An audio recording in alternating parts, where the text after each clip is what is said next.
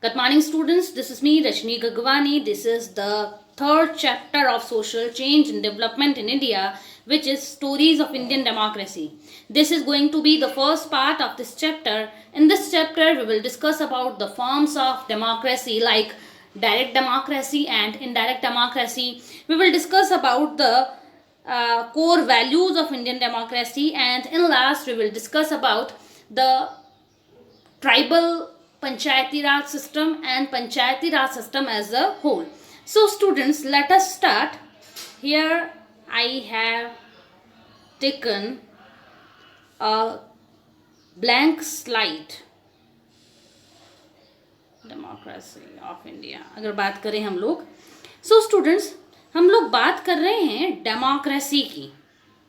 We are talking about democracy. Then there are two types or two forms of democracy.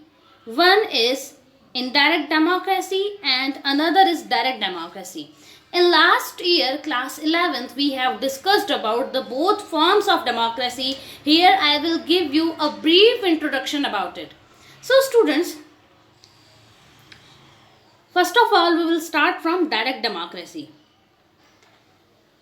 This is the decision making power, and here are we the people. If we are directly using this power, which is decision making power, then this will be considered as direct democracy, where the public of any country, any society holds the decision making power. This is known as direct form of democracy. Why it is known as direct democracy? Because we the people, in context of India, we the people of India are using this decision making power. But students, there are many issues, problems, and some objections also. That is why direct democracy is not adopted a big country like India, China and Soviet Union, America as well. Actually, there are many issues. I will count you all the issues one by one. First issue is large population. Students, एक ऐसी country के लिए जिसकी population around 130 crore, क्योंकि हम लोग Indian democracy की बात कर रहे हैं, that is why I will discuss all points in context of India only. Yes, why we have not adopted direct form of democracy. आप सबको मालूम है डायरेक्ट फॉर्म लग तो बहुत अच्छा रहा है, of the people, by the people and for the people. People and people, तो पीपल की पावर इंक्रीज हो जाती है. Direct decision maker, direct ruler बन जाते हैं पीपल, और कोई हमारे ऊपर नहीं होता है, कोई हमसे अपर नहीं होता है. लेकिन फिर भी जो डायरेक्ट डेमोक्रेसी है, डायरेक्ट फॉर्म ऑफ डेमोक्रेसी है, उसके कुछ इश्यूज हैं. What are the issues we are discussing here? One is large population. Large population कैसे एक इश्यू हो सकती है students? A country like India जिसमें 130 करोड़ पॉपुलेशन है. अब डिसीजन मेकिंग पावर की मैंने बात की थी. डिसीजन मेकिंग का मतलब होता है डिसीजन लेना, ठीक है, डिसाइड करना. अब डिसाइड करने के लिए, क्योंकि डायरेक्ट डेमोक्रेसी है, तो सबके सब डिसीजन मेकिंग पावर में इन्वॉल्वमेंट होगा. एक फार्मर का भी होगा, अंबानी, अडानी, टाटा, बिरला, आप, मैं, हम सबका इस डिसीजन मेकिंग पावर में इन्वॉल्वमेंट होगा. और ये डिसीजन कैसे लेंगे? Through discussion. The decision through discussion. तो डिसीजन थ्रू डिस्कशन लेने की बात तो डायरेक्ट डेमोक्रेसी कर रही है. Direct democracy what will be there? Decision through discussion. लेकिन ये डिस्कशन कैसे होगा? A country like India, I am repeating again, जिसमें 130 करोड़ पॉपुलेशन है, वहां पे 130 करोड़ की गैदरिंग कहाँ होगी? ऐसा कोई स्टेडियम इंडिया का ऑल ओवर द वर्ल्ड, आप अगर मुझे ऐसा कोई स्टेडियम बता पाएं, ऐसा कोई प्लेस बता पाएं जहां पर कि 130 करोड़ पॉपुलेशन स्टैंड कर सकती है, बैठने की दूसरी फैसिलिटी भी छोड़ दें, अगर ओनली स्टैंड कर सकती है, ऐसा कोई प्लेस अगर आप मुझे बता दें तो कमेंट बॉक्स में मेंशन करें।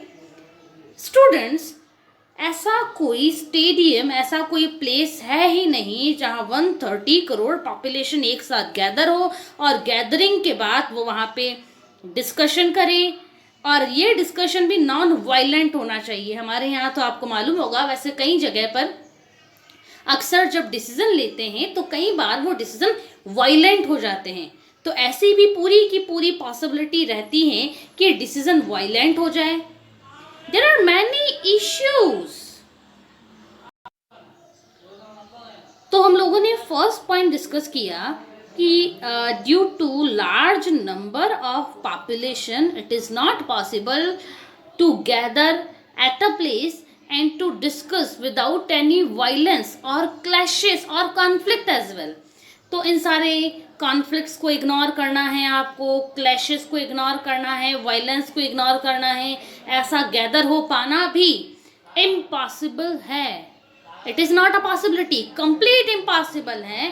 तो ये सारी चीज़ों की वजह से first point is direct form of democracy is not possible. दूसरी बात है, हम लोग बात कर रहे हैं एक बहुत बड़ा कंट्री अगर है, just like India, Russia, China, America, तो इतने बड़े कंट्री के लिए जिसकी ज्योग्राफी बहुत ज़्यादा बड़ी हो, तो उस कंट्री के लिए भी ये पॉसिबल नहीं रहेगा कि वो direct form of democracy adopt करे। जस्ट एन एग्जांपल, अगर इंडिया में अपन लें, इंडिया में अगर डायरेक्ट डेमोक्रेसी होती तो इंडिया में दिल्ली में डिस्कशन होना है, तो लोगों को उस डिस्कशन में, वोटर्स जो डिसीजन मेकर्स हैं, we the people of India, हम लोगों को दिल्ली में गैदर होने के लिए, अगर वहाँ आप केरला में हैं तो आपको बिफोर 2 डेज तो वहाँ से रवाना होने में लगेगा, आपको डिपार्ट अपने घर से बिफोर 2 डेज करना पड़ेगा। इट इज़ नॉट पॉसिबल कि आप 2 डेज तक ट्रैवलिंग करके जाएंगे, पहली बात। दूसरी बात, नेक्स्ट पॉइंट अगर अपन देखें तो सबके पास इतना टाइम भी अवेलेबल नहीं रहता है। आप अंबानी को कहेंगे कि आप आइए यहाँ पे 2 और 3 आवर्स हमारे साथ डिस्कशन कीजिए 130 करोड़ पॉपुलेशन के साथ, एक यूटोपिया लगता है ये सब चीज़ें। आप लोगों ने 10th में यूटोपिया पढ़ा भी होगा। So direct democracy is an utopia for a giant or big country like India. Time नहीं है अंबानी के पास कि वो 3 आवर्स आपके साथ बैठ के और वो डिस्कशन करेंगे, और ना ही दूसरे स्टूडेंट्स के पास, दूसरे लोगों के पास भी इतना ज़्यादा टाइम होगा कि वो अपना प्रेशियस और क्रूशियल टाइम इन्वेस्ट करके डिसीजन लेने लगे। इस वजह से डायरेक्ट डेमोक्रेसी कहाँ सक्सीड हो सकती है, then it may be succeed in जहाँ पे पॉपुलेशन लेस हो, मैक्सिमम 50,000 हो, इससे ज़्यादा तो नहीं चलेगा। इसके बाद उसकी ज्योग्राफी लिमिटेड हो, just like panchayat and blocks. इसके अलावा जो फाइनल पॉइंट अपन देखें, इस डिसीजन मेकिंग के लिए लोगों का लर्नेड होना बहुत ज़्यादा रिक्वायर्ड है। जब ये 3-4 पॉइंट्स मिल जाते हैं वहाँ पर तो आप डायरेक्ट डेमोक्रेसी को इम्प्लीमेंट कर सकते हैं, otherwise it is an utopia today. अब आपको ऐसा लग रहा होगा कि फिर तो डायरेक्ट डेमोक्रेसी इम्पॉसिबल होगी, किसी कंट्री में है भी या नहीं। So students, direct democracy is implemented in 4 cantons of Switzerland. तो स्विट्जरलैंड के स्विट्जरलैंड के 4 कैंटन्स हैं। कैंटन मतलब जैसे अपने यहाँ पे स्टेट होता है, वैसे ही स्विट्जरलैंड में कैंटन होता है। स्विट्जरलैंड के 4 कैंटन्स में आज भी डायरेक्ट फॉर्म ऑफ डेमोक्रेसी है। देखो, डायरेक्ट फॉर्म ऑफ डेमोक्रेसी के जो बेनिफिट्स हैं, जो इम्पोर्टेंस है, उसको आप कहीं भी इग्नोर या अवॉइड नहीं कर सकते। लेकिन हाँ, दूसरे भी इसके साथ इसकी प्री रिक्विजाइट्स होती हैं, मतलब प्री कंडीशंस होती हैं कि अगर ये चीज़ें आपके पास हुई तभी डायरेक्ट डेमोक्रेसी आपकी कंट्री में सक्सेसफुल हो सकती है, otherwise it will be prove as a failure or it may be a cause of a big chaos also. That is why Switzerland which is a very small country, आप भीलवाड़ा का geography देखें तो भीलवाड़ा से भी छोटा स्विट्जरलैंड है। तो ऐसे स्विट्जरलैंड ने भी अपनी पूरी कंट्री में, आप देखो भीलवाड़ा का टोटल हम लोग अगर ज्योग्राफी देखें कितना स्क्वायर किलोमीटर है, then Bhilwara around 10K 500 square kilometre पड़ता है और स्विट्जरलैंड भीलवाड़ा से भी छोटा है। भीलवाड़ा से भी छोटा होने के बाद भी स्विट्जरलैंड ने पूरी कंट्री में डायरेक्ट डेमोक्रेसी अडॉप्ट नहीं की है। क्यों नहीं की है? Because there are many pre conditions to implement direct democracy at anywhere. और स्विट्जरलैंड के 4 कैंटन्स मीन्स जिसको अपन स्टेट कहते हैं, 4 कैंटन्स ऐसे हैं जो कि डायरेक्ट डेमोक्रेसी की प्री कंडीशंस को फुलफिल करते हैं। नेम आपके लिए इतने ज़्यादा मैटर करते नहीं हैं, इसलिए मैं प्रोनाउंस कर देती हूँ उसको। Okay, first is Inner Appenzell, Outer Appenzell, Unterwalden, Uri. Inner Appenzell, Outer Appenzell, Unterwalden and Uri. These are the 4 cantons of Switzerland in which direct democracy is in trend. दूसरे कंट्रीज का क्या होगा अब? क्या वहाँ पे डेमोक्रेसी ही नहीं रहेगी? So students, for other countries who cannot implement or who cannot adopt direct democracy in their country, they have implemented indirect form of democracy. Then what is the indirect form of democracy? Here you can see we the people of India, and this is the government or decision making power. Indirect democracy क्या होता था कि people खुद decision making power उनके हाथ में रहती थी, लेकिन हमने देखा कि यहाँ पे इश्यूज बहुत ज़्यादा हैं, प्री कंडीशंस बहुत ज़्यादा हैं जो कि कंट्रीज फुलफिल नहीं कर पा रही हैं। इसलिए डायरेक्ट डेमोक्रेसी का एक सब्स्टिट्यूट देखा गया which is indirect form of democracy. इस इनडायरेक्ट फॉर्म ऑफ डेमोक्रेसी में क्या होता है, जो सिविलियंस होते हैं किसी भी कंट्री के सिविलियंस, ये सिविलियंस अपने कुछ रिप्रेजेंटेटिव इलेक्ट करते हैं। These representatives, ये रिप्रेजेंटेटिव अराउंड आप मान के चले नेशनल लेवल पर किसी भी कंट्री में 747 से ज़्यादा नहीं है। या फिर चाइना की बात करें तो वहाँ चाइना में अराउंड 3000 रिप्रेजेंटेटिव्स हैं। तो एक कंट्री के लिए इन रिप्रेजेंटेटिव्स को इलेक्ट करना इजी रहता है। अब सिविलियंस क्या करते हैं, सिविलियंस ने इलेक्ट किया रिप्रेजेंटेटिव को, और रिप्रेजेंटेटिव इन सिविलियंस के बिहाफ पर डिसीजन मेकिंग पावर यूज करते हैं, अपन कह सकते हैं इंजॉय करते हैं। I am repeating again the meaning of indirect democracy. Here are the civilians elect some representatives and these representative use the decision making power on the behalf of these civilians. This is known as indirect form of democracy. So let us move.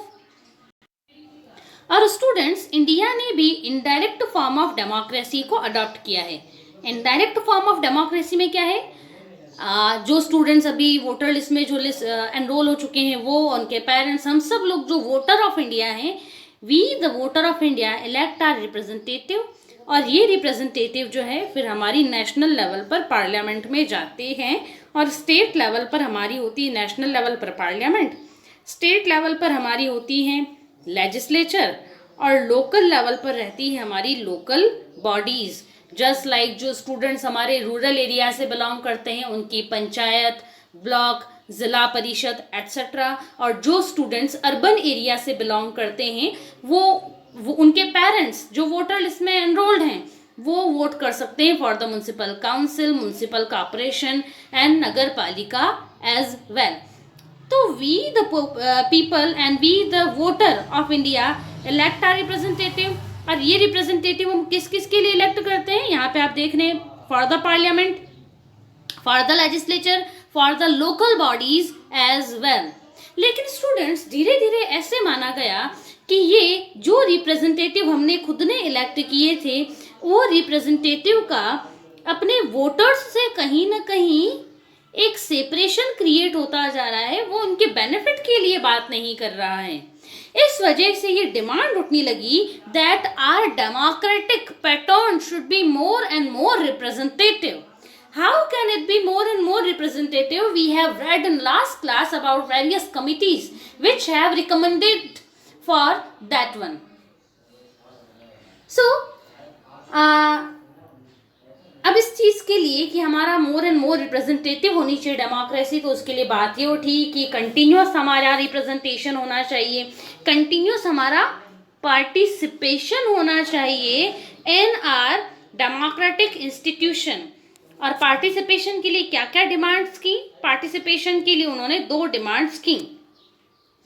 पहला तो था कि decentralisation होना चाहिए और उसके अलावा ही accountability भी होनी चाहिए. डिसेंट्रलाइजेशन, अकाउंटेबिलिटी, इन सब की डिमांड उठी जिसको गवर्नमेंट ने फुलफिल किया.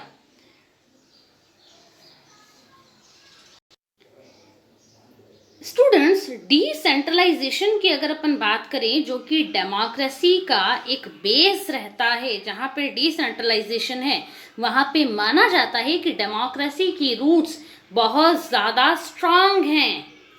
तो ये डिसेंट्रलाइजेशन की डिमांड हम लोगों ने कॉलोनियल एरा से स्टार्ट कर दी थी और ये कॉलोनियल एरा में तो कंटिन्यू रही ही रही और ये कंटिन्यू रही जस्ट आफ्टर इंडिपेंडेंस ऑल्सो.